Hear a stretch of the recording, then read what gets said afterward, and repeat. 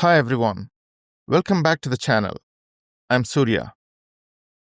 Have you ever noticed how we talk about things that are always true? For example, if you heat ice, it melts. Or, if I drink coffee at night, I can't sleep. These aren't just random sentences. They follow a specific grammar pattern called the zero conditional. And today, we are going to focus on exactly that.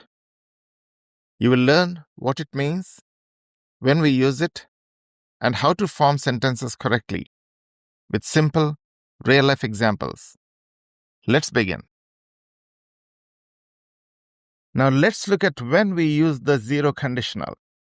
We use it to talk about facts, general truths, or things that always happen when a certain condition is met. In these sentences, the time is present or always, and the situation is real and possible. That's why the zero conditional is also called a real condition. It's common in science, daily routines, and predictable cause and effect situations. Let's see each one. First, we use it for scientific facts, the laws of science and nature. For example, if you heat water to 100 degrees Celsius, it boils. That's a proven fact. Second, we use it for general truths about life and the world. For example, if you don't water plants, they die. Or, if people don't drink water, they get thirsty. These are 100% predictable results, not possibilities, but certainties. And third, we use it for habits or instructions, things that are always true for a person, system, or machine. For example, if you press this button, the machine starts. So, the zero conditional describes what always happens in a specific situation. It's a guarantee. Now that we know exactly when to use the zero conditional, let's look at how to form these sentences. We use this structure for facts, general truths, and guaranteed results. The idea is simple.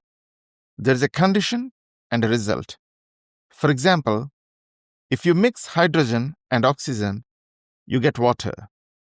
If people don't sleep well, they feel tired. If we finish dinner early, we watch a movie. Notice that the if clauses are highlighted in green and the main clauses are in turquoise. This helps you see that a conditional sentence has two parts. The first part, beginning with if, to describe a possible situation or condition, and the second part, the main clause, showing the result or consequence.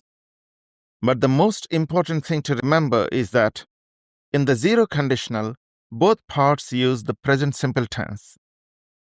You can also switch the order of the clauses. We watch a movie if we finish dinner early. But remember, when if comes first, use a comma after the clause. If you freeze water, it turns into ice. Or you can say, water turns into ice if you freeze it. That's the basic structure of the zero conditional. Before we finish, let's look at some common mistakes students often make with the zero conditional and how to avoid these mistakes. The first one is using will in the result clause. For example, if you heat water to 100 degrees Celsius, it will boil. That sounds correct, but it's not zero conditional. The zero conditional is for facts, not for future predictions. So the correct sentence is, if you heat water to 100 degrees Celsius, it boils. The second mistake is using the wrong tense, like the present continuous or the future.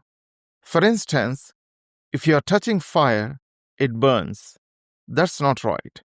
We need the present simple in both parts. So the correct sentence is, if you touch fire, it burns. Now, here are a few tips to help you remember. First, think of the zero conditional as something that's always true. It describes what happens every time the condition is met. The result is 100% guaranteed every single time, just like a fact or a rule that never changes. The next one is, if both parts are true now, tomorrow, and always, use the present simple in both clauses. In other words, whenever the situation is always true, the verb form stays in the present simple. Now it's your turn to practice.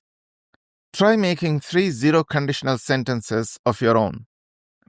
You can use examples from nature, daily routines, or general truths. For instance, you can say, if you eat too much, you feel sick. Or, if it rains, the ground gets wet.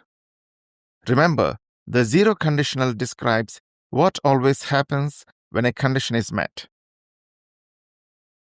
And that brings us to the end of our lesson on the zero conditional. Remember, it's used for facts, general truths, and guaranteed results. In the next video, we will move on to the first conditional, where we talk about real situations and likely results in the future.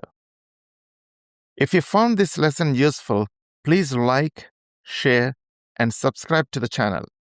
You can also leave a comment below with your own zero conditional examples. I would love to see what you come up with. Thanks for watching, and see you in the next video.